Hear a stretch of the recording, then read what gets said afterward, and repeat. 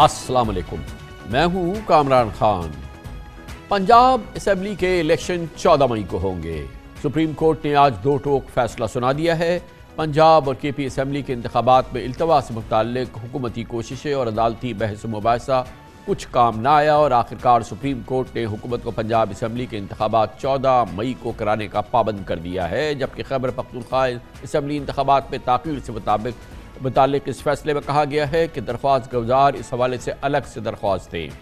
Chief justice of Pakistan जनाब justice उमराता बदियाल की सरबराही में जस्टिस एजाजुल एहसन और जस्टिस मुनीब अख्तर पर मुश्तमिल बेंच ने वफाकी हुकूमत के इंतखाबात के लिए 10 अप्रैल तक 21 अरब रुपए फंड्स फराहम करने का कहा है।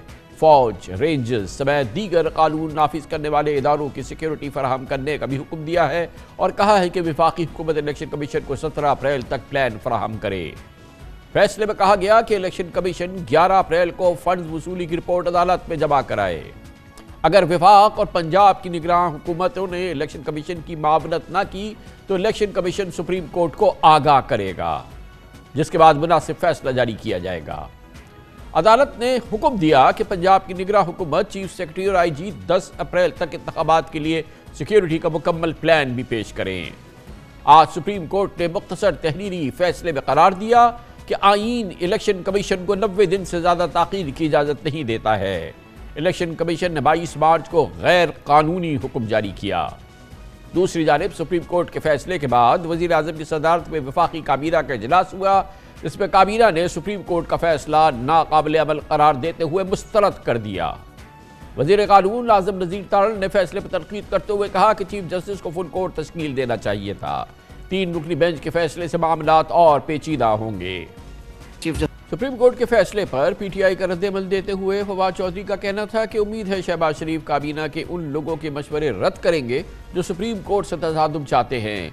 पाकिस्तान को जिस तरह के मुआशी बहरान का सामना है उसमें मजीद झगड़ों का पाकिस्तान मुतहम्मिल नहीं हो सकता।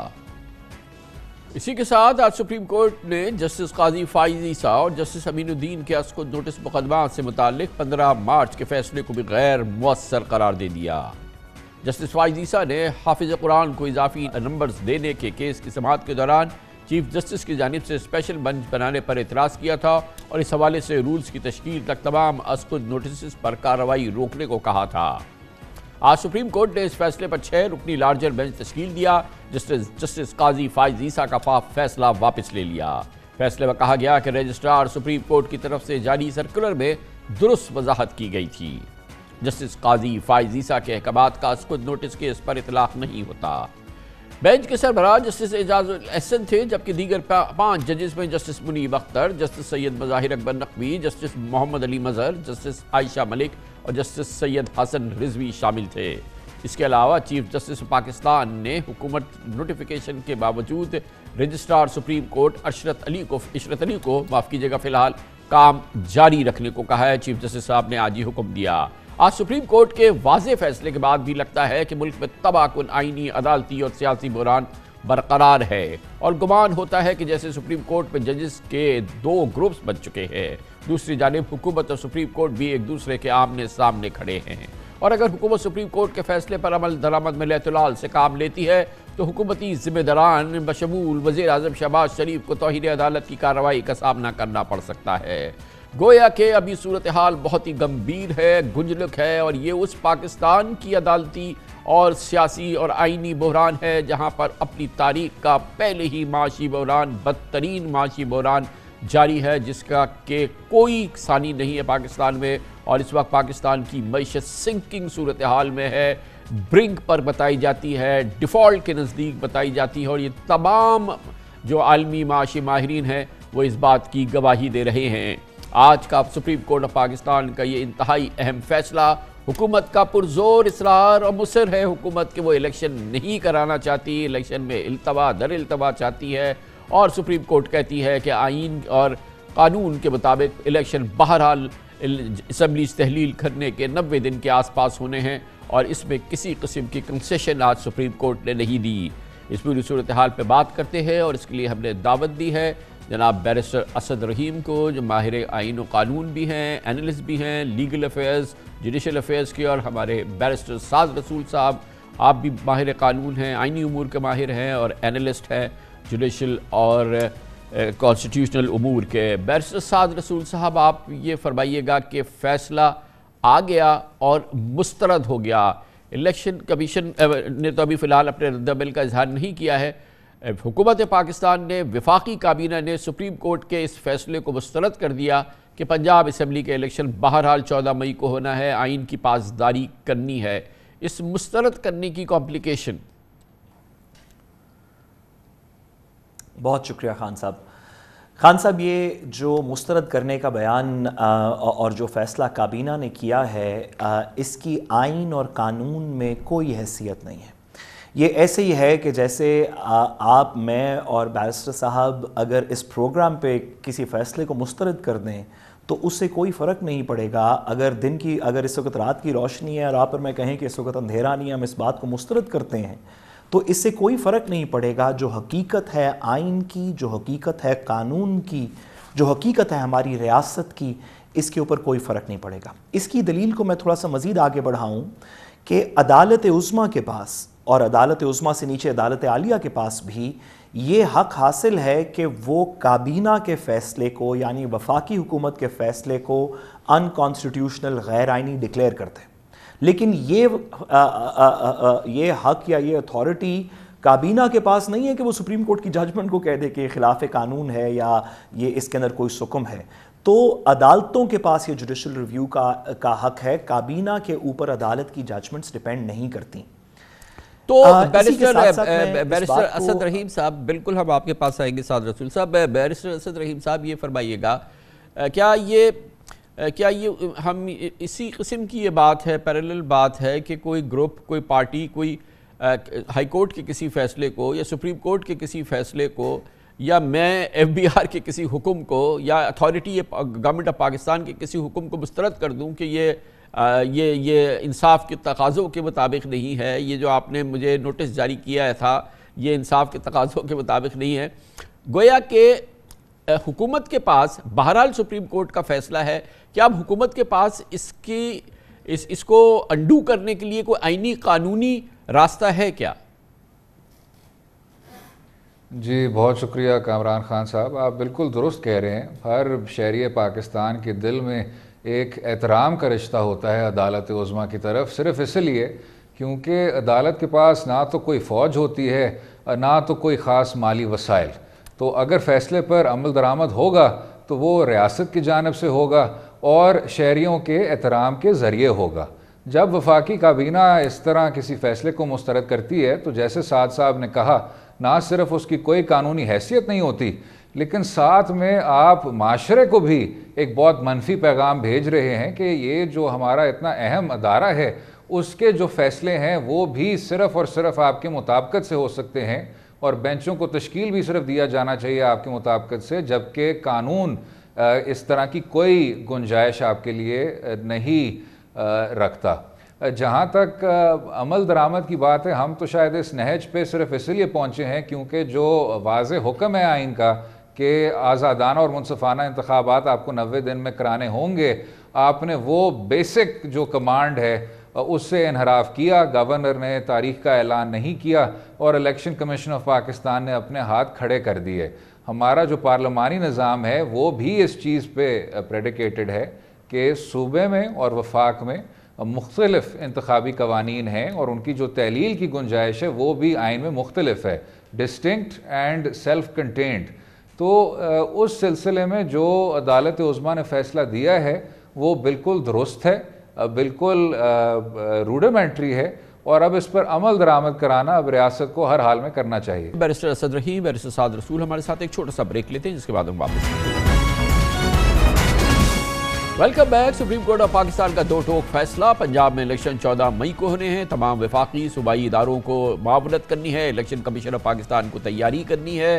हुकूमत कहती है हम इस फैसले को मुस्तरद करते हैं। वफाकी काबीना ने आज इस फैसले को मुस्तरद किया, लेकिन पूरी सूरत हाल यकीनन वफाकी काबीना के बस में नहीं है। सुप्रीम कोर्ट ऑफ पाकिस्तान का फैसला है। देखना यह है कि क्या ये तमाम इदारे भी सुप्रीम कोर्ट ऑफ पाकिस्तान का फैसला बशमूल इलेक्शन कमीशन ऑफ पाकिस्तान मुस्तरद कर देते हैं, और वो कर देते हैं तो फिर उसका क्या अंजाम होगा। इसी मौजू पर हम बात कर रहे हैं। पाकिस्तान के दो नामवर ماہر آئین و قانون اور اینالسٹ ہیں. دونوں حضرات ہمارے ساتھ ہیں. بیرسٹر سعد رسول, بیرسٹر اسد رحیم سے ہماری گفتگو ہو رہی ہے, اب اس کو جاری رکھتے ہیں. بیرسٹر سعد رسول صاحب, اس میں دو بنیادی فریق ہیں جن پر پابندی لائد کی گئی ہے. وفاقی حکومت کے تمام ادارے, نگران حکومت اور الیکشن کمیشن آف پاکستان.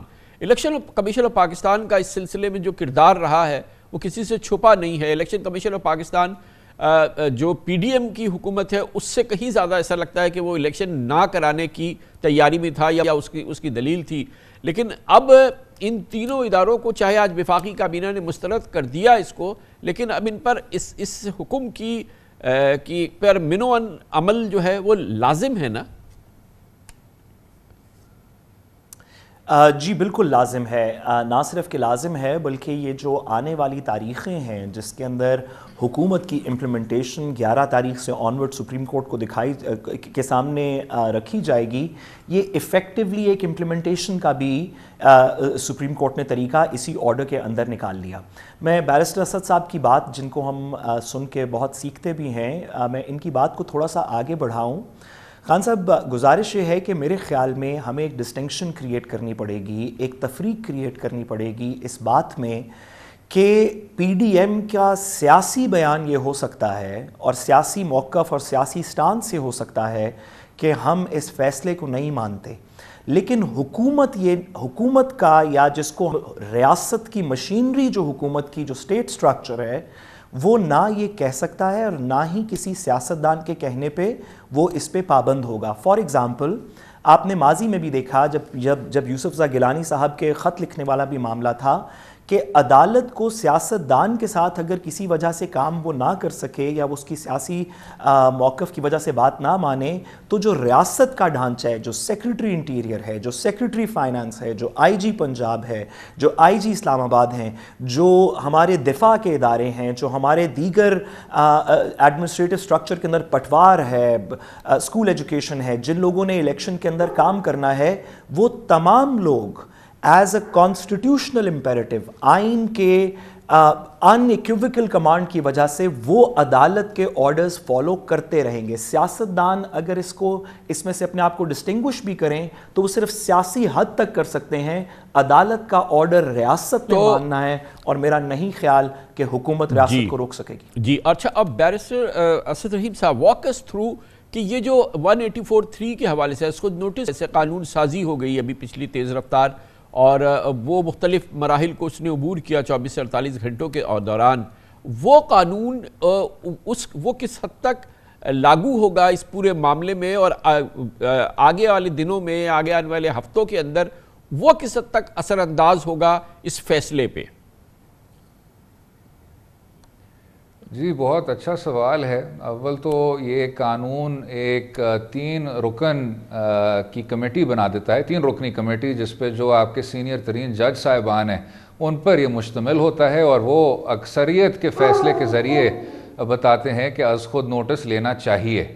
کیونکہ یہ فیصلہ آ چکا ہے تو وہی 3 رکنی کمیٹی اب فیصلہ کرے گی کہ اس میں جو اپیل ہے اس اپیل میں کس طرح کا بینچ بیٹھے گا.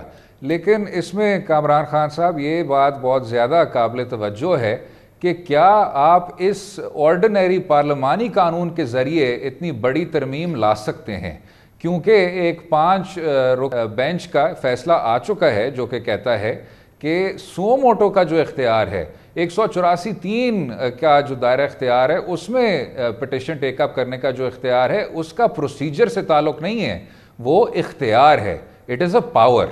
تو اس کو سامنے رکھتے ہوئے جو قانون دان جو کہ قابل احترام ہیں آرٹیکل 191 کا سہارا لے رہے ہیں اور کہہ رہے ہیں کہ ہم پروسیجر کے حوالے سے قانون بنا سکتے ہیں, اتنے ہی احترام سے کہنا ہوگا کہ یہ بات پروسیجر کی نہیں ہے, یہ سو موٹو پاور کی ہے.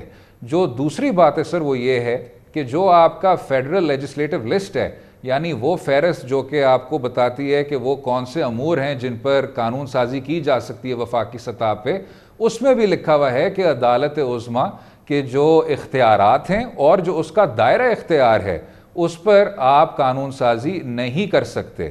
تو اگر آپ اس طرح عدالت عظمیٰ کی سو موٹو کے اختیار کو محدود کرنا چاہ رہے ہیں ضرور کریں، پارلیمان سوورن ہے، لیکن آئینی ترمیم کے ذریعے کر سکتے ہیں، آرڈینری لیجسلیشن کے ذریعے اس طرح کا کام کرنا بہت زیادہ مشکل ہوگا اور پیچیدہ ہوگا۔ بہت عمدہ بیرسٹر اسد رحیم صاحب۔ بیرسٹر سعد رسول صاحب یہ بتائیے گا کہ بہرحال جو پارلیمانی پروسیجر ہے، لیڈر ہے، وہ تو اس نے عبور کیا اور اب یہ صدر پاکستان کے پاس پہنچ گیا ہے۔ صدر پاکستان کے پاس کچھ دن ہیں، اختیار ہے کہ اسے روک سکتے ہیں، اس کے بعد دوبارہ اس نے پارلیمنٹ میں آنا ہے، پھر صدر پاکستان کے پاس جانا ہے۔ اس پروسیس سے گزرتے ہوئے اگر یہ قانون گزر گیا اگلے 20 اپریل 21 اپریل یا جو بھی تاریخ ہے جو اس میں ہیں، اس وقت اس کا کیا انجام ہوگا، کس حد تک اثر ہوگا؟ کیونکہ اسد رحیم صاحب نے تو ہمیں وہاں تک پہنچایا، میں اب اس کے آگے کی منزل آپ سے جاننا چاہتا ہوں۔ جی دیکھیے، ابھی جس طرح آپ نے فرمایا خان صاحب کہ ابھی اس کے اندر کچھ دن تو یہ پریزیڈنٹ کے اپروول والے پروسیس کے اندر لگیں گے، جیسے کہ ابھی اسد صاحب نے بھی بتایا۔ وہاں سے آگے 2-3 باتیں مد نظر رکھنی ضروری ہیں۔ سب سے پہلی بات یہ کہ اس مسودے کے اندر جو قانون کا مسودہ حکومت کی طرف سے پاس کیا گیا ہے، اس میں یہ کہا گیا ہے کہ 30 دن کے اندر 184(3) کے جو دیگر ماضی میں فیصلے ہو چکے ہیں ان کے خلاف اپیل فائل کی جا سکتی ہے، جس وجہ سے نواز شریف صاحب کو اور دیگر لوگوں کو اپیل کا رائٹ ملے گا۔ اسی پروویژن کے نیچے یہ والا فیصلہ جو آج کا ہے، یہ بھی کیونکہ 184(3) میں کیا گیا تو اس کے خلاف بھی اپیل فائل ہو سکتی ہوگی۔ میرا خیال ہے کہ اگر میں اس کو پروجیکٹ کروں تو میرے خیال میں کیا ہوگا کہ اگر یہ قانون واقعی قانون پورا ہو گیا اور واقعی اٹ گیٹ سائنڈ انٹو لا، تو حکومت اپیلیں فائل کر دے گی اور کچھ لوگ، میرا خیال ہے پی ٹی آئی جو کہ پبلکلی کہہ چکی ہے، وہ اس لا کو چیلنج کر دے گی۔ عدالت کے سامنے دونوں مقدمات سامنے ہوں گے۔ عدالت پہلے سنے گی کہ کیا قانون یہ درست ہے یا نہیں ہے، اور میں یہ بتاتا چلوں کہ ماضی میں عدالت نے جب بھی اس چیز کے قوانین دیکھے ہیں کہ ان کا دائرہ اختیار کم کر دیا گیا ہے، خواہ وہ کوشش کی گئی ہو ایک آدھ دفعہ کنٹیمپٹ آف کورٹ کا جو 2012 کا آرڈیننس پیپلز پارٹی لے کے آئی تھی اس کے اندر، یا اس سے پہلے، تو جب بھی عدالت کا دائرہ اختیار کسی پاور کم کیا گیا ہے تو ہماری تمام جورسپروڈنس یہ کہتی ہے کہ عدالت نے اس کا دفاع بھی کیا ہے اور اس دائرہ اختیار کو پوری طرح پروٹیکٹ کیا ہے۔ تو سب سے پہلے تو اس قانون کو چیلنج کیا جائے گا اور عدالت سے پوچھا جائے گا کہ کیا آپ کے دائرہ اختیار پہ جو قدغن لگی ہے کیا یہ درست ہے، کیا یہ آئین کے مطابق ہے۔ اگر قانون سروائیو کر گیا، جو کہ بڑا مشکل ہے، لیکن اگر قانون سروائیو کر گیا تو پھر وہ اپیلیں جو اس قانون کے نیچے دائر کی جائیں گی ان پہ کچھ سماعت ہوگی، لیکن میرا نہیں خیال کہ اتنی دور بات جائے گی۔ میرے خیال میں اس سے بہت پہلے یہ الیکشن اور دیگر فیصلے ہو جائیں گے۔ ٹھیک ہے، اور بیرسٹر اسد رحیم صاحب، آج ایک اور اہم ڈیولپمنٹ ہوئی تھی کہ اس فیصلے کے فوراً بعد ایک 6 رکنی بینچ تشکیل دی گئی سپریم کورٹ آف پاکستان کی، جس نے بہت کوئکلی ڈسپوز آف کیا یہ حافظ قرآن والا میٹر جو سامنے از خود نوٹس کا آیا تھا، اور اس میں جو فیصلہ آیا تھا جسٹس قاضی فائز عیسیٰ کے حوالے سے، اور جس میں کہ جو اثر انداز ہوا تھا 184(3) کی جو یہ نئی قانون سازی اور یہ تمام معاملہ ہوا ہے، ذرا اس کی اہمیت بیان کیجئے اور اس کے کیا اثرات ہیں؟ جی، اس سب معاملے سے جو تاثر جا رہا ہے وہ یہ ہے کہ عدالت عظمیٰ میں دراڑیں ہیں، اور آپ سے زیادہ کوئی نہیں جانتا، آپ سے اور سعد صاحب سے، کامران خان صاحب، کے فی الحال جو خطرے درپیش ہیں جمہوری نظام کو، پارلیمانی نظام کو، ایک آئینی تسلسل کو، وہ بھی بالکل نمایاں ہیں۔ تو یہ کہ جی ایک 2 جج صاحبان کا اور ایک اس میں ساتھ میں ایک اختلاف، اس سلسلے میں پہلے ایک انتظامیہ ایک سرکولر آیا جس سے جو سو موٹو کے اختیارات کے حوالے سے بات کی گئی تھی، ان اختیارات کو، ان پیراگرافز کو ختم کر دیا گیا، یہ کہتے ہوئے کہ ایک 5 رکنی جج صاحبان کا ایک فیصلہ ہے جو کہ کہتا ہے کہ چیف جسٹس صاحب کا یہ ایکسرسائز ہے اس اختیار کا اور آپ اس کو آگے نہیں بڑھا سکتے۔ وہی جو سرکولر ہے اس کو یہ 6 ممبر بینچ نے اب قانونی حیثیت دے دی ہے اپنے فیصلے کے ذریعے۔ لیکن اس میں جو بنیادی بات ہے وہ یہ ہے کہ اتنے جو 90 دن کا فیصلہ تھا جو کہ آج بھی آیا ہے، اس کی روشنی میں یہ ایک یکجہتی کا موقع ہے۔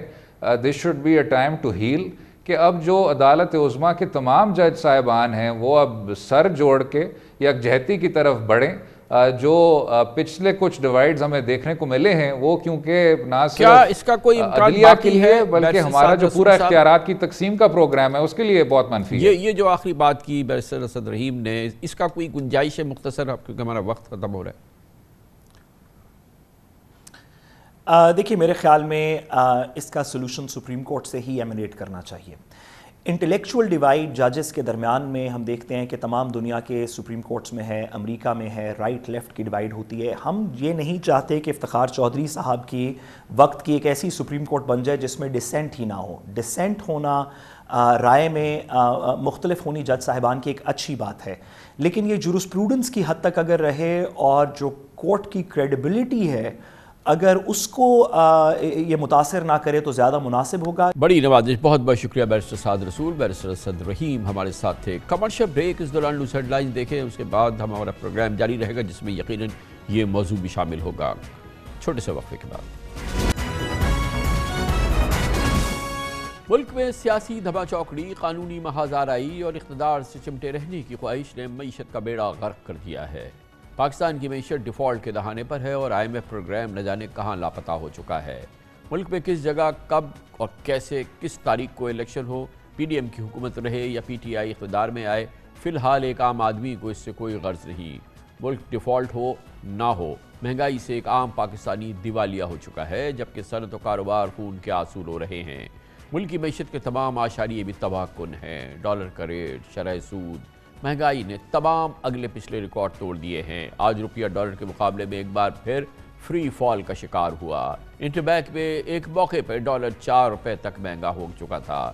PDM کی حکومت آنے کے بعد ڈالر 104 روپے مہنگا ہوا ہے اور روپے کی قدر 58% گھٹی ہے. عمران خان کی رخصتی کے وقت ڈالر 182 روپے 92 پیسے کا تھا. آج انٹر-بینک میں ڈالر 287 روپے اور اوپن مارکیٹ پہ 300 روپے تک جا پہنچا. جب وزیر اعظم شہباز شریف نے حکومت سنبھالی اس وقت مہنگائی کی شرح 13.4% تھی، جو تقریباً 3 گنا، جی ہاں 3 گنا اضافے کے بعد 35.4% ہو چکی ہے.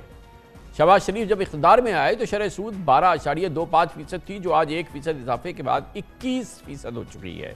یہ ملک کی تاریخ کا ایک نیا ریکارڈ ہے. پچھلے ایک سال میں شرح سود میں 8.75% اضافہ ہوا ہے. شہباز حکومت میں کراچی سے خیبر تک عوام مہنگائی کی چکی میں پس رہے ہیں اور ایک سال میں آٹا 88% مہنگا ہوا ہے، چینی 39%، پیٹرول 81%، ڈیزل 103%، بجلی اوسطاً 68% مہنگی ہو چکی ہے، گیس کی قیمتیں 112% بڑھی. شہباز حکومت کے ایک سال کے دوران معاشی اعداد و شمار اور قیمتوں میں زمین آسمان کا فرق آ گیا اور پاکستان کی آمدن و اخراجات کی کایا پلٹ گئی.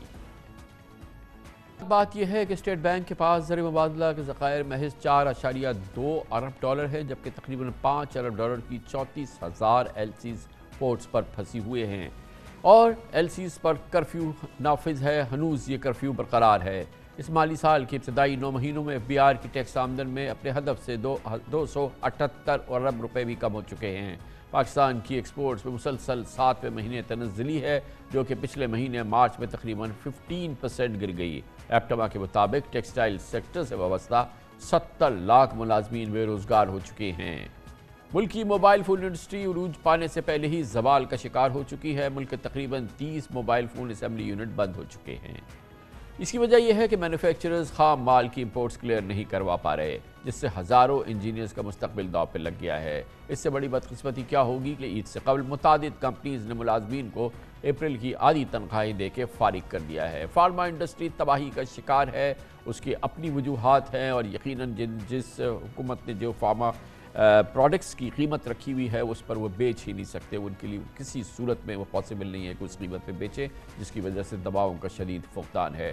آٹو انڈسٹری جو ہے وہ اس وقت جس انداز سے گزر رہی ہے وہ کسی سے چھپی نہیں ہے. اب تقریباً آدھی سے بھی کم ہو چکی ہے آٹو انڈسٹری کی جو پروڈکشن ہے. پاکستان کی معاشی صورتحال، جسے معاشی ماہرین برنک کہتے ہیں، کوئی برنک پر ہے، کوئی کہتا ہے کہ ڈیفالٹ کے بالکل قریب کھڑے ہیں، اور دوسری جانب یہ کیفیت ہے جو کہ اس کی گواہی ہر پاکستانی دے رہا ہے. ان موضوعات پہ بات کرتے ہیں. ہمارے ساتھ موجود ہے ممتاز نامور سینئر ماہر معیشت سابق وزیر خزانہ ڈاکٹر سلمان شاہ، اور ہمارے ساتھ ہیں جناب عزیر یونس جو کہ ڈائریکٹر ہے for Pakistan at the Atlantic Council South Asia. Think tank ہے واشنگٹن ڈی سی سے ہمارے ساتھ موجود ہیں عزیر یونس صاحب. پہلے میں چاہوں گا عزیر یونس صاحب آپ ہمیں بتائیے کہ وہاں واشنگٹن میں کیا خبریں ہیں. پاکستان اب تو یہاں پہ ہورائزن پہ بھی IMF کہیں نظر نہیں آ رہا, اس کی کوئی بات بھی نہیں کرتے. اب سے کچھ عرصے پہلے تک تو وزیر اعظم ہر تھوڑے دن بعد کہتے تھے کہ کچھ دن میں IMF پروگرام کے سلسلے میں SLA وغیرہ ہونے والا ہے. ڈار صاحب تو پتہ نہیں 10 فروری کو انہوں نے کہہ دیا تھا کہ 3-4 دن میں ہونے والا ہے. لیکن اب ہم یہ دیکھ رہے ہیں کہ ایسا لگتا ہے کہ یہ پروگرام جیسے کہ اب اس کا وجود ہی نہیں ہے, یہ انڈر ڈسکشن ہی نہیں ہے. کیا وہاں پہ خبریں ہیں واشنگٹن میں؟ جی دیکھیں, واشنگٹن میں تو ڈار صاحب نے آنا ہے IMF ورلڈ بینک کی جو میٹنگز ہیں اس کے لیے, لیکن IMF سے بڑھ کے اب بات اس لیول پہ آ گئی ہے کہ جو بین الاقوامی کمپنیز ہیں جن کی یہاں آفیسز ہیں واشنگٹن میں, وہ اب پوچھ رہے ہیں کہ بھائی ہماری سپلائی چین جو ہے پاکستان میں حال برا ہے, پیسے کی ریمیٹنس نہیں ہو رہی, LC نہیں کھل رہی جیسے آپ نے کہا, کانٹریکٹر جو ہیں انہوں نے پیمنٹ نہیں کی 6-8 مہینے سے, تو پھر اب ہم کیا کریں. تو امریکی کمپنیز کا بھی جو ہے ایک طرح سے پیشنس از اپ, اور وہ بھی اب IMF سے آگے بڑھ کے یہ سوچ رہے ہیں کہ پاکستان کا کیا سری لنکا جیسا حال ہوگا کہ نہیں, کیونکہ 6 سے 8 مہینے گزر چکے ہیں, ان کے آپریشنز امپیکٹڈ ہیں, ان کے پیسے واپس نہیں آ رہے, ان کی LCs نہیں. ڈاکٹر سلمان شاہ صاحب یہ بتائیے گا کہ اس وقت جو معیشت کے نمبرز ہے, جو پوری صورتحال ہے, جو ایکسٹرنل لائبلٹیز ہیں, IMF پروگرام اس وقت کہیں غائب ہے, تو اس پوری صورتحال میں جو ماہرین ہیں, جو انٹرنیشنل اکانومسٹ ہیں, جو پاکستانی اکانومسٹ ہیں, وہ اس کو کہتے ہیں ہماری معیشت جو ہے وہ از ایٹ دا برنک, یہ ڈیفالٹ کے بالکل ناک کر رہا ہے ہمارے سر پر, اور یہ پوری صورتحال اگلے 1-2 مہینے کے اندر قابو سے باہر ہو سکتی ہے. کتنی گریو یہ سچویشن ہے, اور اس دوران IMF پروگرام کا تقریباً غائب ہو جانا یہ کتنا ایڈ کر رہا ہے اس کی گریوٹی میں؟ دیکھیں کامران صاحب, گریوٹی تو بہت زیادہ ہے, یہ ہم سب پچھلے کئی مہینوں سے یہ کہہ رہے ہیں, اور ڈے بائی ڈے وہ سچویشن جو ہے قابو سے باہر ہوتی جا رہی ہے. لیکن ابھی میرا خیال ہے کہ IMF کے ساتھ ہمارا رابطہ ہے موجود, اور جو اب وزٹس ہوں گی واشنگٹن کی, وہاں پہ وزیر خزانہ کی میٹنگز ڈیفینیٹلی IMF کے ساتھ بھی ہوں گی, ورلڈ بینک کے ساتھ بھی ہوں گی, اور دوسرے جو وہاں پہ انٹرنیشنل فائنینشیل انسٹیٹیوشنز بھی ہیں, اور امریکن گورنمنٹ سے بھی بات چیت تو ہوگی. مسئلہ یہ ہے کہ ہمارے پرابلمز کچھ اس قسم کے ہیں کہ ہمارا جو IMF پروگرام کی کچھ شرائط ہیں, جس میں اس وقت فائنینسنگ گیپ کے اوپر سب سے بڑا پرابلم ہے کہ جو اس سال کا گیپ ہے وہ پوری طرح فل نہیں ہوا, جس میں ہمارے دوست ممالک نے ہمیں انڈر رائٹ ایک قسم کا کرنا تھا, وہ کمٹمنٹس شاید مل نہیں رہی, تو ان کو پورا کرنا بہت ضروری ہے. اور دوسری بات یہ ہے کہ آج آپ نے دیکھا کہ اسٹیٹ بینک نے بھی انٹرسٹ ریٹس کو بھی اوپر کیا, جو IMF شاید اس سے زیادہ مانگ رہا ہے کہ انکریز ہونی چاہیے, کیونکہ وہ انٹرسٹ ریٹس کو کم از کم کور انفلیشن کے برابر کرنا چاہتے ہیں, تو وہ کام بھی ہم نے کرنا ہے. But I think over all جو مشکل اس وقت آ رہی ہے وہ پولیٹیکل سائڈ سے آ رہی ہے, کیونکہ پولیٹیکل انسرٹنٹی پاکستان میں اتنی زیادہ ہے کہ IMF کیا کوئی اور بھی آپ کا کریڈیٹر وہ دیکھ نہیں سکتا کہ پاکستان میں روڈ میپ ہے کیا. پولیٹیکل روڈ میپ بہت ضروری ہے. عزیر یونس صاحب کتنا بڑا فیکٹر ہے جب ہم اس سے بات کر رہے ہیں کہ جو IMF پروگرام کہیں لاسٹ ہے, پھر ہمارے جو کی ایلائز ہیں جو کہ جن کی فائنینشیل سپورٹ ہمیں ہمیشہ ملتی ہے, وہ اس وقت بالکل ہمارے قریب نہیں آ رہے ہیں, تو یہ پولیٹیکل ٹرموائل اور بلکہ ایک پولیٹیکل کیوس پاکستان میں ہم دیکھ رہے ہیں, تو وہ کتنا امپیکٹ کر رہا ہے پاکستان کی اس معاملے میں پاکستان کی, اور یہ کتنا جو ہے وہ ڈینجرس ہے اس حوالے سے کہ جو آگے ہمارے حالات ہیں اگلے 1-2 مہینے کے اندر, جو ہمیں ایکسٹرنل لائبلٹیز جو ہیں ہمارے سامنے کھڑی ہوں گی, ہمیں پیمنٹس کرنی ہے, تو وہ کتنا امپیکٹ کرے گا, اور کتنا ضروری ہے یہ ہمارا پولیٹیکل سیٹلمنٹ ہو انٹرنیشنل کمیونٹی کے لیے. پولیٹیکل انسرٹنٹی تو آبویسلی پچھلے 1 سال سے اگر ہم شروع کریں کہ جو فلی فنڈڈ PTI کے بقول فیول سبسڈی تھی, وہاں سے کہانی شروع ہوتی ہے, at least in the recent term, اس سے پیچھے بھی ہم جا سکتے ہیں, لیکن وہاں سے اگر شروع کریں تو کہانی شروع ہوتی ہے, IMF پروگرام آف ٹریک ہوتا ہے, اس کے بعد شہباز شریف صاحب کی حکومت جو ہے 2 مہینے لگا دیتی ہے ڈیسیجن میکنگ میں, اور اس کے بعد جب IMF آن ٹریک آتا ہے تو اسحاق ڈار کو لنڈن سے فلائی ان کروا دیا جاتا ہے جیسے ان کے پاس کوئی جادو کی چھڑی ہے، اور اس کے بعد جو ہے کریڈیبلٹی بالکل ختم ہو گئی۔ لیکن میں اس سے ایک بات ایڈ کروں گا کہ یہ صرف انسرٹنٹی یا انسٹیبلٹی نہیں ہے، یہ اس حکومت کی نالائکی، ناکامی کی وجہ زیادہ ہے کہ انہوں نے جو ڈیسیجنز لینے تھے، جسے ہم کہہ سکتے ہیں کہ پروڈنٹ مائکرو اکنامک ڈیسیجنز تھے، یا ایک ایسے ڈیسیجنز تھے جو لوگ سالہ سال سے کہہ رہے ہیں کہ آپ یہ ڈیسیجنز لیں، وہ انہوں نے نہیں لیے۔ اس کے ساتھ ساتھ انہوں نے ڈالر کے ساتھ کھیلنا شروع کر دیا اسحاق ڈار کے آنے کے بعد، ایل سیز روک دیں، اور تھرو دا بیک ڈور جو ہے اکانومی کو مینیج کرنے لگے۔ تو جب آپ کے پاس خود ہی ایک روڈ میپ نہیں ہو، حکومت کو کسی نے روکا نہیں کہ وہ روڈ میپ پیش کریں، انہوں نے فیول کی سبسڈی اناؤنس کر دی 3 ہفتے پہلے جب آئی ایم ایف کی ڈیل ہوئی نہیں تھی، تو اس نے بھی آئی ایم ایف کو اپسیٹ کیا۔ آپ کے جو الائڈ ملک ہیں، چین ہو گیا، سعودی عرب ہو گیا، ان کی جو ڈیمانڈز ہیں وہ آپ پوری کر نہیں سکتے۔ سعودی کہتے ہیں ہم انویسٹ کریں گے، آپ کہتے ہیں ہمیں بلینک چیک لکھ کے دے دیں۔ تو یہ ساری چیزیں پولیٹیکل انسٹیبلٹی نے تو کمپلیکیٹ کیا، ضرور کیا، لیکن ہمیں یہ بات پہ بات کرنی چاہیے کہ اس حکومت کی اپنی نالائکی، ناکامی اور ایک ایسی پالیسی جسے اسحاق ڈار نے چلایا ہے، اس نے اس معیشت کو تباہ و برباد ابھی ہم کیا ایک ہے۔ اتنی گریو سچویشن میں آئی ایم ایف کے ساتھ ڈاکٹر سلمان شاہ صاحب، اور ظاہر ہے کہ ہماری انٹرنل انفلیشن وغیرہ کے بڑے کرٹیکل ایشوز ہیں، اور اسی دوران یہ ایک بڑی سبسڈی ہے فلور کے حوالے سے جو آٹا بانٹ رہی ہے حکومت، اور اس میں آپ نے دیکھا کہ کیا ہوا ہے، 22 لوگوں کی اب تک جانیں جا چکی ہیں، درجنوں 20 لوگ زخمی ہو چکے ہیں۔ کیوس ہوتا ہے جہاں پر یہ آٹا بانٹا جاتا ہے، اور پھر اس میں کوئی 150 ارب روپے کی بات ہو رہی ہے، اس کی سبسڈی ہے۔ یہ چیزیں بھی ایسی ہیں جو کہ جب آپ آئی ایم ایف پروگرام کے اندر ہوں تو بادر کرتی ہیں آئی ایم ایف کو۔ دیکھیں، یہ تو اگر ہم directly B I S P کے ذریعے پیسہ دے دیتے تو آئی ایم ایف کو کوئی اعتراض نہیں ہونا ایسی چیز پہ، اور اس کے لیے آپ کو کچھ نہ کچھ فائنینسنگ ارینجمنٹ کرنی پڑتی ہے کہ کوئی اور خرچہ کم کرنا پڑتا ہے، کیونکہ آئی ایم ایف نے ہمیشہ کہا ہے کہ آپ کا سیکیورٹی نیٹ جو ہے غریبوں کے لیے وہ بڑا اسٹرانگ ہونا چاہیے، اور اس میں اضافہ اگر آپ کرنا چاہتے ہیں تو وہ آپ کر سکتے ہیں بشرطے کہ آپ کہیں اور سے کچھ کمی کریں۔ سو وہ تو ایشو نہیں ہے۔ آئی تھنک کہ یہ جو جس طریقے سے دے رہے ہیں یہ بہت بڑا ایشو ہے، کیونکہ اس سے بہت لوگوں کی جانیں بھی جا رہی ہیں اور وقت بھی بہت ضائع ہوتا ہے، اور ایک آئی تھنک ان نیسیسری یہ کر رہے ہیں کام جو کہ بڑی آسانی سے آپ ڈیجیٹلی کر سکتے تھے، بی آئی ایس پی کے تھرو کر سکتے تھے۔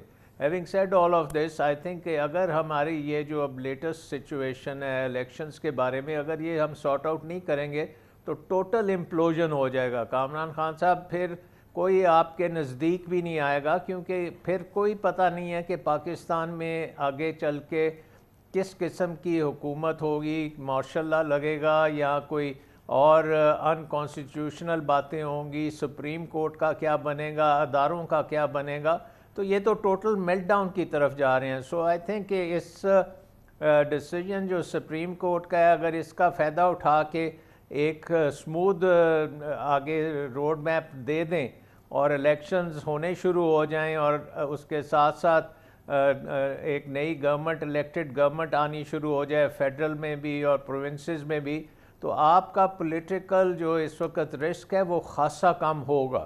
آج ہی میں دیکھ رہا تھا ہمارا جو بانڈ 2024 میں میچور ہو رہا ہے، وہ $100 کا جو بانڈ ہے وہ $45 میں بک رہا ہے۔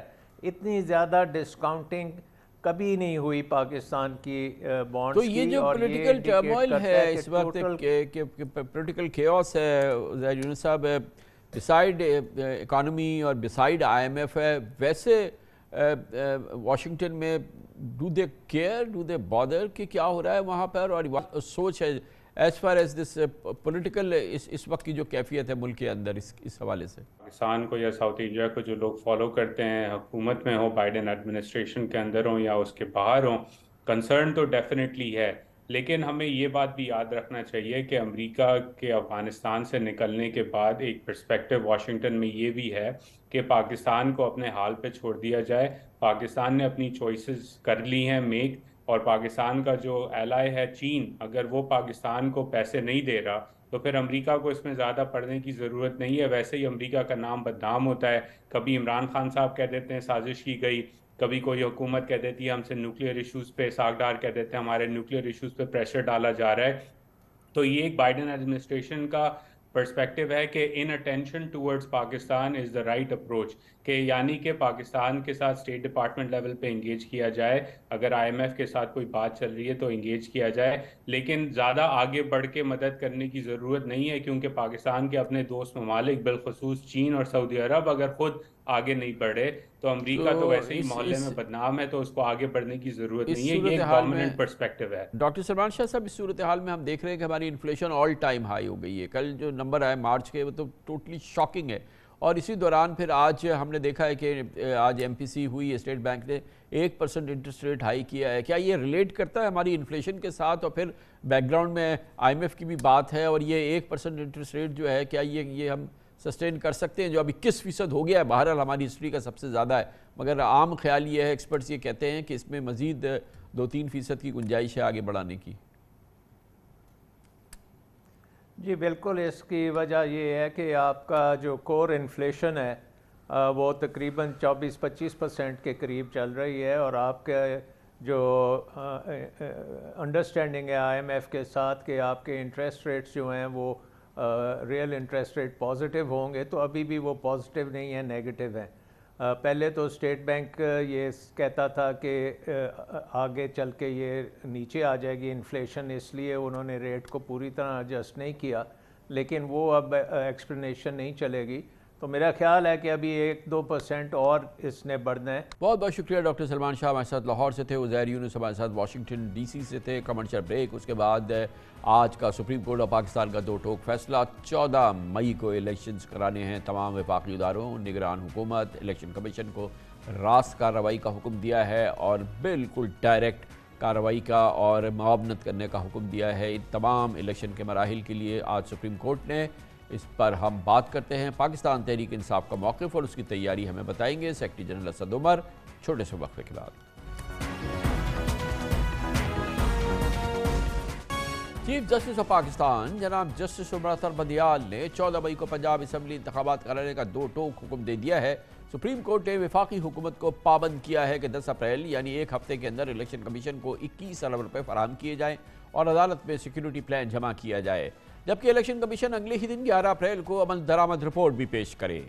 سپریم کورٹ نے آئین و قانون کی منشا کے مطابق ایک ٹائم لائن کے ساتھ انتہائی واضح حکم دیا ہے, لیکن وزیر اعظم شہباز شریف کی زیر صدارت وفاقی کابینہ نے عدالتی فیصلے کو مسترد کیا ہے اور کہا ہے کہ سپریم کورٹ کا فیصلہ اقلیتی فیصلہ ہے اور ناقابل عمل ہے. آج وزیر اعظم شہباز شریف نے قومی اسمبلی سے خطاب میں عدالتی فیصلے کو انصاف کا قتل کہا, جبکہ بلاول بھٹو نے لڑکانہ میں خطاب کے دوران کہا کہ فل کورٹ نہ بنا تو آئینی بحران کے باعث ایمرجنسی یا مارشل لا لگنے کا خدشہ ہے. وہ دوسری بار آج یہ بات کر رہے تھے, جبکہ نواز شریف نے چیف جسٹس جناب جسٹس عمر اطہر بدیال سمیت 3 ججز کے خلاف ریفرنس دائر کرنے کی تجویز دی ہے. آج وہ لندن میں خاطب ہوئے ہیں, اور یہ پچھلے کئی سالوں میں چند بار ہے جب انہوں نے بات کی ہے جس میں آج کی ان کی یہ گفتگو شامل ہے. یہ بھی ایک وقت تھا, اور ایک وقت یہ بھی تھا کہ جب نواز شریف الیکشن میں تاخیر کو آئین سے غداری کہتے تھے اور اس عمل کو آرٹیکل 6 کی کارروائی کا موجب قرار دیتے تھے. شہباز شریف اور مریم نواز بھی بروقت الیکشن کے حامی تھے, مگر اب نون لیگ الیکشن سے راہ فرار کھلم کھلا اختیار کر رہی ہے. ایک اور بڑی دلچسپ بات ہے, اور بہت ہی دلچسپ بات ہے, وہ یہ کہ پچھلے سال اپریل میں ہی چیف جسٹس عمر اطہر بدیال, جسٹس اعجاز الاحسن, جسٹس منیب اختر اور دیگر 2 ججز نے جب سابق ڈیپٹی اسپیکر قومی اسمبلی قاسم سوری کی رولنگ کو غیر آئینی قرار دیا تھا اور عمران خان کے خلاف تحریک عدم اعتماد کے حق میں فیصلے دیا تھا, تو وزیر اعظم شہباز شریف, بلاول بھٹو, مولانا فضل الرحمان نے ان ججز کے فیصلے کا خیر مقدم کیا تھا اور عدالتی حکم کو آئین اور جمہوریت اور قوم کی فتح قرار دیا تھا. ایک بار پھر یاد دلائیں, یہ فیصلہ جسٹس عمر اطہر بدیال, جسٹس اعجاز الاحسن اور جسٹس منیب اختر نے دیا تھا. وزیر اعظم شہباز شریف اور ان کے اراکین کابینہ کو یاد رکھنا چاہیے کہ عدالتی احکامات میں میٹھا میٹھا ہپ ہپ کی مثال نہیں چل سکتی, بلکہ سپریم کورٹ کے حکم عدولی توہین عدالت کے پس منظر میں انہیں نہ صرف یہ کہ حکومت بلکہ سیاست سے بھی فارغ کروا سکتی ہے. یہ اس کی مثالیں موجود ہیں, لیکن دیکھتے ہیں آگے ہوتا کیا ہے. مگر بہرحال آج تک کی یہ صورتحال اور آج کا یہ بہت ہی امپورٹنٹ دن, اس میں پی ٹی آئی کا موقف ہمیں دیں گے secretary general P T I جناب اسد عمر. بہت بہت شکریہ اسد عمر صاحب. یہ بتائیے گا کہ ایک جانب تو آج سپریم کورٹ کا بڑا 2 ٹوک فیصلہ آ گیا, 3 رکنی بینچ کا الیکشن ہونے پنجاب میں 14 مئی کو, لیکن اس کے ساتھ ہی وفاقی کابینہ نے اس کو مسترد کر دیا ہے، اور یہ ماحول اس وقت ہے جس وقت یہ فیصلہ آیا ہے سپریم کورٹ خود بری طرح سے تقسیم ہے، کتنا اثر انداز ہوگا یہ پورا پس منظر اس فیصلے پر عمل درآمد میں؟ دیکھیں کامران بھائی، ملک جو ہیں وہ آئین قانون کے مطابق چلتے ہیں، وہ لوگوں کی منشا کے مطابق نہیں چلتے، یا کم سے کم کامیاب ممالک جو ہوتے ہیں وہ ایسے نہیں چلتے۔ ایک آئین ہے، اس آئین میں طریقہ کار وضع ہے، کیا اس قسم کا فیصلہ کرنے کے لیے کیا مجاز ہے سپریم کورٹ؟ بالکل ہے۔ کیا 3 رکنی بینچ جو ہے وہ رولز کے مطابق یہ فیصلہ کر سکتا ہے؟ بالکل کر سکتا ہے، صرف 2 ججز بھی کر سکتے ہیں، اور سپریم کورٹ کا جو فیصلہ ہے وہ حتمی ہوتا ہے، اس کے خلاف ریویو فائل کیا جا سکتا ہے، وہ حکومت کا ثوابدید اگر کرنا چاہے۔ لیکن وفاقی کابینہ سپریم کورٹ کے فیصلے پہ بولے کہ ہم یہ فیصلہ مسترد کرتے ہیں، تو یہ تو آپ آئین سے بغاوت کا اعلان کر رہے ہیں۔ آپ یہ کہہ رہے ہیں کہ اب اس ملک کے اندر آئینی نظام نہیں ہے، اور جب آئینی نظام نہیں ہے تو جمہوریت نہیں ہو سکتی۔ اگر جمہوریت نہیں ہے تو یہ حکومت میں کیسے بیٹھے ہوئے ہیں؟ یہ تو بالکل ہی ایک عجیب و غریب، پاکستان کی تاریخ کا عجیب و غریب واقعہ ہمارے سامنے نظر آ رہا ہے کہ سپریم کورٹ ایک فیصلہ کر رہی ہے اور حکومت وقت کہہ رہی ہے کہ ہم اس فیصلے کو نہیں مانتے۔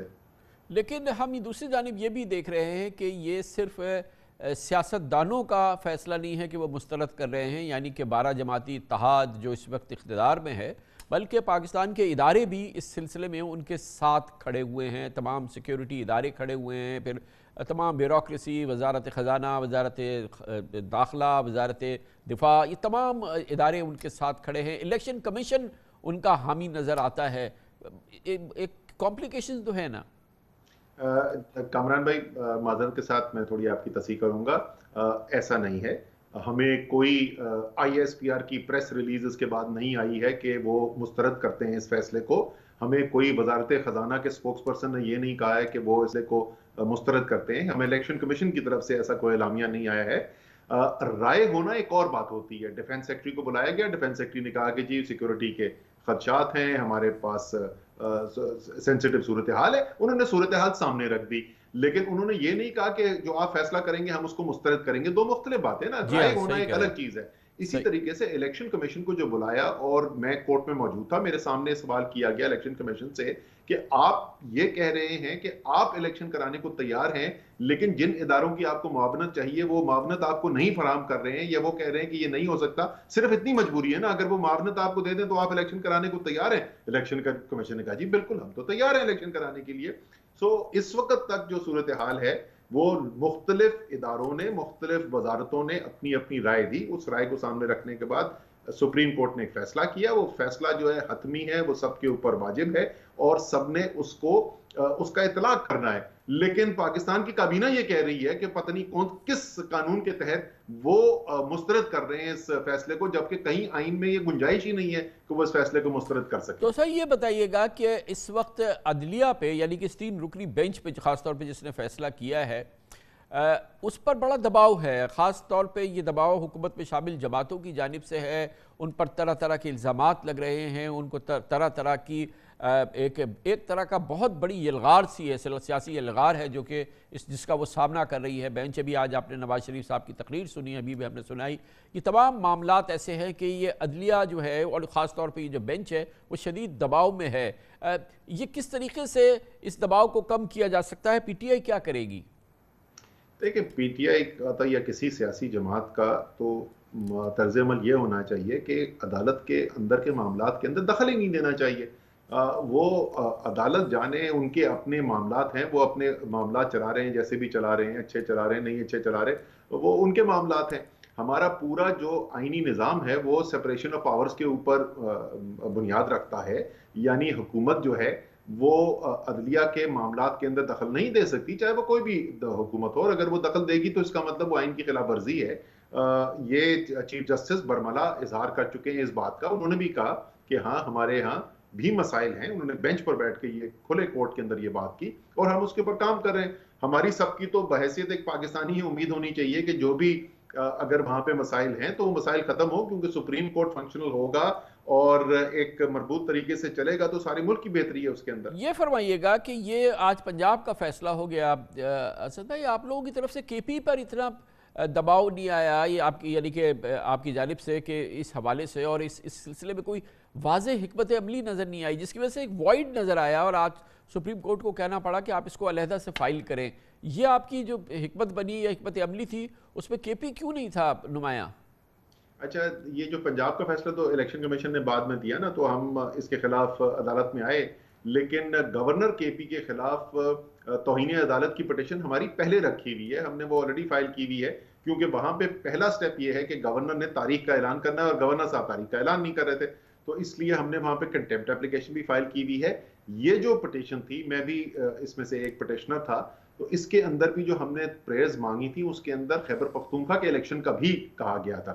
لیکن آخری دن ہوا یہ کہ گورنر کے پی کے جو وکیل تھے کامران مرتضیٰ صاحب، انہوں نے آ کر اپنے آپ کو اس کیس سے الگ کر لیا اور انہوں نے کہا کہ جی میرا کوئی کانفلکٹ ہے، اس کی وجہ سے میں پیروی نہیں کر سکتا گورنر کی. تو گورنر ان ریپرزینٹیڈ تھا. تو میرے خیال میں کورٹ نے پھر فیصلہ کیا کہ یا تو اب ہم انتظار کریں، نیا وہ آئے گا وکیل، کے پی والے معاملات سنے جائیں. تو انہوں نے فیصلہ پنجاب کی حد تک کر دیا ہے، یعنی وہ جو الیکشن کمیشن کا جو آرڈر تھا جو صرف پنجاب کے متعلق تھا اس کو سیٹ اسائڈ کر دیا ہے. تو ہم نے فیصلہ یہ کیا ہے کہ ہم کل یا زیادہ سے زیادہ پرسوں جو ہے وہ انشاءاللہ تعالیٰ دوبارہ پٹیشن فائل کر دیں گے خیبر پختونخوا کے بارے میں بھی. اور یہ جو فیصلہ آ گیا ہے بالکل دو ٹوک فیصلہ ہے. اس کی روشنی میں یہ فرمائیے گا کہ اس دوران بڑا بازگشت ہے کہ 184(3) کی قانون سازی ہو چکی ہے اور یہ بڑا امپورٹنٹ معاملہ ہے اور یہ سہارا ہے اس وقت حکومت کا، جس کے ذریعے وہ سمجھتی ہے کہ آج کا 3 رکنی بینچ کا جو فیصلہ ہے اس کو وہ کسی صورت سے ریورس کرا لے گی. یہ معاملہ بہرحال ابھی صدر کے پاس ہے اور پھر صدر صاحب نے اس کو بھیجنا ہے، پھر شاید دوبارہ یہ صدر کے پاس چلے جائے گا. اس پورے معاملے میں پاکستان تحریک انصاف کی حکمت عملی کیا ہے 184(3) کے حوالے سے فرام ناؤ ٹل ایک لاجیکل کنکلوژن؟ دیکھیں، جو اس وقت رول تو تحریک انصاف کا تو اس کے اندر اس وقت رول نہیں ہے، بحیثیت ایک سیاسی پارٹی نہیں ہے. ہم ایک نقطہ نظر اس کے اوپر ضرور رکھ سکتے ہیں اور رکھتے ہیں کہ یہ جو قانون سازی کی گئی ہے وہ قانون سازی جو ہے وہ کوئی اچھی نیت سے معاملات کو بہتر کرنے کی وجہ سے نہیں کی گئی ہے. اس کی ساری ٹائمنگ یہ ہے کہ کسی نہ کسی طریقے سے ہم سپریم کورٹ کے معاملات کو کس طریقے سے باندھیں، کس طریقے سے چیف جسٹس کے اوپر گرفت اپنی مضبوط کریں، وہ پورا بدنیتی کے اوپر مبنی ہے. لیکن جیسے آپ نے صحیح کہا کہ وہ ابھی صدر پاکستان کے پاس ہے، صدر پاکستان دیکھ رہے ہیں، انہوں نے اپنا فیصلہ کرنا ہے. وہ تحریک انصاف میں ضرور تھے لیکن اس وقت وہ ایک آئینی عہدے کے اوپر ہیں، وہ ظاہر ہے اپنی پاکستان کی نظر سے اپنا فیصلہ کریں گے. لیکن یہ بھی اس کے اوپر بھی بات چیت ہوئی ہے کہ اس کو چیلنج بھی کیا جائے، لیکن وہ ظاہر ہے کو قانون سازی ہوگی تو پھر چیلنج کیا جائے گا کہ یہ آئین کے بنیادی ڈھانچے سے متصادم ہے. تو اس کے لیے ایک حکمت تو یہ ہوتی ہے نا کہ تیاری کر لی جائے اور اگر ضرورت پڑے تاکہ وقت اس میں اس کا ضیاع نہ ہو. یہ اپروول ہو گیا ہے، یہ آپ لوگوں نے طے کر لیا ہے کہ اگر یہ قانون بن جاتا ہے تو اس کو فوری طور پہ چیلنج کیا جائے گا؟ جی، کیونکہ وہ 184(3) جو ہے وہ آئین کا حصہ ہے اور آپ قانون سازی کر کے آئین میں کوئی ترمیم نہیں کر سکتے. اگر آپ نے آئینی ترمیم کرنی ہے تو پھر آپ کو 2/3 اکثریت چاہیے اور 2/3 اکثریت اس وقت ایوان کے اندر موجود نہیں ہے. تو کوئی بھی ایسی چیز جو آئینی ڈھانچے کے اندر ترمیم کر رہی ہے وہ اس اسمبلی سے پاس نہیں ہو سکتی. یہ تو بالکل واضح ہے. سر یہ بتائیے کہ اب 40 دن رہ گئے ہیں الیکشن میں، آج سپریم کورٹ کا فیصلہ آ گیا ہے، اس کے بعد اس میں کوئی دوسری بات نہیں ہونی چاہیے ایک پاکستانی کی حیثیت سے کہ اب 14 مئی کو الیکشن ہونے، آج 4 اپریل ہے، 40 دن ہیں. 40 دن کے الیکشن کے لیے پی ٹی آئی تیار ہے؟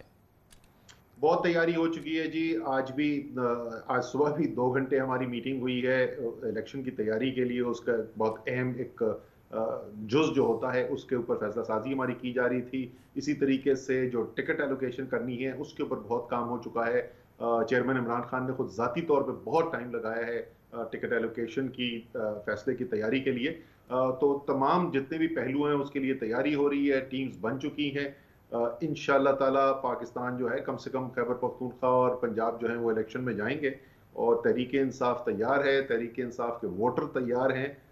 صرف حکومت جو ہے وہ ابھی بھی فرار کی راہ ڈھونڈتی بھی نظر آ رہی ہے. کیمپین کا بتائیے. ایک کیمپین کا ایک جز ہم نے دیکھا گزشتہ سے پیوستہ اتوار کو جب عمران خان صاحب نے لاہور میں ایک بڑا زبردست جلسہ کیا آپ لوگوں نے.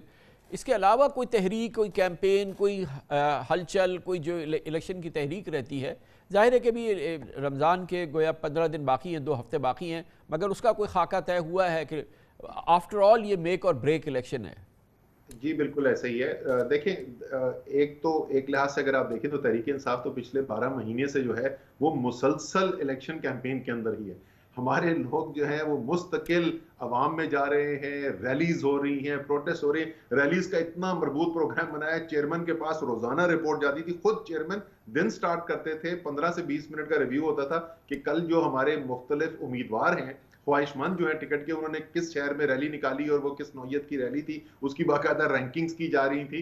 तो हम तो मुस्तकिल कैंपेन के अंदर रहे हैं, लेकिन इसकी जो आखिरी कैंपेन होगी, आखिरी चंद हफ्तों की, जाहिर है उसको इमरान खान खुद लीड करेंगे और वो इंशाल्लाह ताला ईद के बाद शुरू करेंगे। वो आखिरी 2-3 हफ्ते के अंदर ही होती है। बड़ी शदीद असद भाई, बड़ी शदीद शिकायत रही है पिछले कई हफ्तों में, जो पीटीआई के लोगों की गिरफ्तारियां हुई हैं, आपके जो कलीदी लोग हैं वो गिरफ्तार हुए, गायब हुए। बहुत एक इंटेंस कैंपेन हमने देखी ये सारी, और बहुत शदीद शिकायत रही है इमरान खान साहब की, आप लोगों की। उसमें कुछ कमी आई है, कुछ उसके तोड़ का कोई बंदोबस्त हुआ है, या वो कैफियत वैसी ही जारी है? जी, दो मुख्तलिफ तरीक़ों से उसका काम किया गया है। एक तो ज़ाहिर है कि इनफरादी तौर पर तमाम केसेस जो हैं वो हमारी वकला की टीम्स बना दी गई थी, और मेरे ख्याल में काफ़ी हद तक बड़े अच्छे मजबूत तरीके से काम हुआ है। वकीलों ने बहुत, हमारी ILF की टीम्स ने बड़ी मेहनत की है उसके अंदर, और कई लोग जो हैं इसे अब जमानत के ऊपर रिहा होकर बाहर भी आ गए हैं। लेकिन हमने एक पिटीशन डाली है, कल वो लगी हुई है लाहौर हाई कोर्ट के अंदर, जिसके अंदर हमने चैलेंज किया है कि ये इनफरादी केसेस नहीं हो रहे, ये एक हिकमत अमली के तहत तहरीक इंसाफ को इलेक्शन कैंपेन से रोकने के लिए और खुसूसन इमरान खान को इलेक्शन कैंपेन से रोकने के लिए जाली मुकदमात बनाए जा रहे हैं, इमरान खान को बांधने की कोशिश की जा रही है। मेरा तो पिछला पूरा हफ्ता जो है वो लाहौर इस्लामाबाद के चक्कर लगते रहे। क्या दहशतगर्दी की अदालत इस्लामाबाद, दहशतगर्दी की अदालत Lahore, high court Lahore, Islamabad high court, हम अपने मुकदमे ही भुगता रहे, और हजारों वर्कर्स हमारे जो हैं उनको गिरफ्तार कर लिया गया। सारे का इसका मकसद ये है कि वो जो खौफ है कि इमरान खान की मकबूलियत का मुकाबला नहीं किया जा सकता, उसका कोई ना कोई तोड़ बनाया जाए। तो हमने एक ओवरऑल एक पिटीशन फाइल की है। सलमान सफदर साहब हमारे वकील हैं, कल लाहौर हाई कोर्ट में लगी हुई है, और हमें उम्मीद है कि लाहौर हाई कोर्ट से डायरेक्शन आएंगी जो बिल्कुल वाजे on the face of it बादियों नजर में नजर आ रहा है कि ये एक उमूमी कानूनी कार्रवाई नहीं हो रही, ये एक सियासी इंतकाम और तहरीक इंसाफ को और इमरान खान को इलेक्शन से रोकने के लिए कार्रवाई हो रही है, और इंशाल्लाह ताला इसके अंदर जरूर रिलीफ मिलेगी। तो कोई आपको इसकी कानूनी राह नजर आई है, कोई इसका सद्देबाब नजर आया है कि ये जो इतनी बीसीओ मुकदमात हैं, जो बीसीओ पेशियां हैं, बीसीओ तहकीकात हैं, इसका कोई कॉम्पोजिट सोल्यूशन निकल सकता है क्या? जी बिल्कुल, हमारे जो वकला ने, जैसे मैंने बताया, बड़ा मजबूत केस है, तकरीबन 400-450 पेजेस उसके अंदर लगे हुए हैं। पुराने केसेस पाकिस्तान के भी, इंडिया के भी उसके अंदर केसेस हमने साइट किए हुए हैं, और ऐसी पास प्रैक्टिस मौजूद है कि कोर्ट्स ने जब देखा है कि कोई काम बदनीयती से हो रहा है और कोई पॉलिटिकल पार्टी को टारगेट किया जा रहा है या पॉलिटिकल लीडर को टारगेट किया जा रहा है, और एक जो बुनियादी हक है कि सियासी सरगर्मियों के अंदर शिरकत करने का, उससे रोका जा रहा है, तो कोर्ट्स इंटरवीन करते हैं, और वही तमाम को बुनियाद बनाकर हम ये केस लेकर गए हैं। और जैसे मैंने कहा कि हमें उम्मीद है कि वो कल से शुरू हो रहा है, उसका इब्तिदा हो रही है उसके केस की सुनने की, और इंशाअल्लाह ताला अदालत से अच्छी हिदायत आएंगी। इसमें अच्छी बात यह भी है कि चीफ जस्टिस ने सुप्रीम कोर्ट में केस सुनते हुए बार बार इस बात का कहा कि सिर्फ इलेक्शन करवाने नहीं है, लेकिन एक माहौल नजर आना चाहिए जहां पे आजादाना इलेक्शन हो रहे हैं, और उन्होंने कहा हमें वो माहौल सामने नजर नहीं आ रहा, तो उन्होंने भी इस बात का नोटिस लिया है। और एक चलते चलते ये बताइए कि ये जो एक तहरीक चल रही है, एक जो सियासी तहरीक शुरू की है PDM ने इस इलेक्शन के फैसले के खिलाफ, उसको सियासी तौर पे काउंटर करेंगे आप उस तहरीक को सियासी अंदाज से? जी बिल्कुल, देखें वो तो बयानिया उसके अंदर तहरीक इंसाफ का, इमरान खान का इतना मजबूत है। जितने भी सर्वेज, अभी तो 3 दिन पहले एक सर्वे आया है, 72% पाकिस्तानी कह रहे हैं कि इलेक्शन के अंदर जाना चाहिए और 90 दिन के अंदर इलेक्शन करवाने चाहिए, आइन के मुताबिक चलना चाहिए। तो वो तो इनका बयानिया, आप कहें कि अब उनकी मैच शुरू होने से पहले वो ये मैच हार चुके हैं। तो मैं तो है मेरे सियासी मुखालिफ, लेकिन चले हैं तो पाकिस्तानी, मैं तो इनकी अगर मुफ्त मशवरा इनके लिए होगा कि अपना टाइम बर्बाद करना खत्म करें। अपनी सियासत को उन्होंने दफन कर दिया है, इलेक्शन से भाग भाग कर मैदान में उतरे, इलेक्शन में आके मुकाबला करें, जो थोड़ा सा टाइम बचे है उसको बेहतर इस्तेमाल करें। Thank you so much sir, बहुत बहुत शुक्रिया। असद उमर साहब हमारे साथ थे, सेक्रेटरी जनरल पाकिस्तान तहरीक इंसाफ, और इसके साथ ही हमारे आज के प्रोग्राम का इख्तिताम होता है। कल आपसे फिर मुलाकात होगी इंशाअल्लाह। कल तक के लिए कामरान खान को इजाज़त। अल्लाह हाफ़िज़ नासिर।